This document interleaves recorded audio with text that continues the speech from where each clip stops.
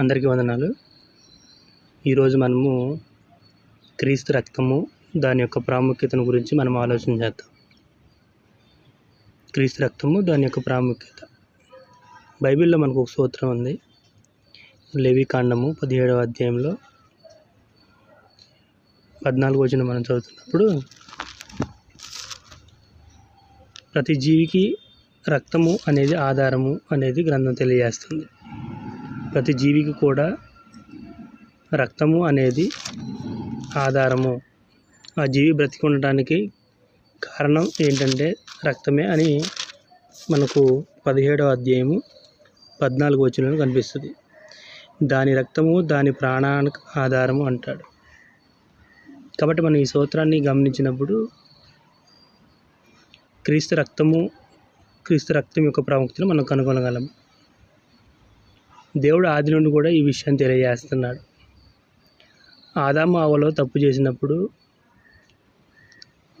దేవుడు వెంటనే వాళ్లకు అక్కడ చర్మపు చొక్కాలను చేయించడం మనం చూడవచ్చు. ఆదికాండం 3వ అధ్యాయం 21వ వచనంలో వాళ్ళు ధరించడానికి చర్మపు చొక్కాలు, వాళ్ళు చేసిన తప్పుదాన్ని బట్టి దేవుడు అక్కడ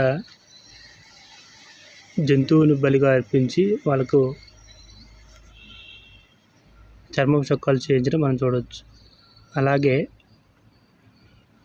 హేబెలు అర్పించిన అర్పణను కూడా దేవుడు స్వీకరించడం మనం చూడవచ్చు. అతని విశ్వాసాన్ని బట్టి అర్పించాడు అనేది కూడా హెబ్రీ పత్రికలో తెలియజేస్తున్న విషయం, 11వ అధ్యాయం 4వ వచనం. కాబట్టి దేవుడు ఈ విధానాన్ని, ఈ సూత్రాన్ని మొదటి నుండి తెలియజేస్తున్నాడు. హెబ్రీ పత్రిక 9వ అధ్యాయంలో కూడా మనం ఆలోచన చేస్తున్నప్పుడు రక్తము చిందించకుండా పాప క్షమాపణ కలగదు అంటున్నాడు. కాబట్టి దేవుడు క్రీస్తు రక్తం వలన ప్రతి మానవుడిని కూడా తనతో సమాధానపరుచుకోవాలని ఆయన రక్తాన్ని బట్టి మానవుడిని క్షమించడం, మానవుని యొక్క పాపాలను క్షమించడం మనం చూడవచ్చు.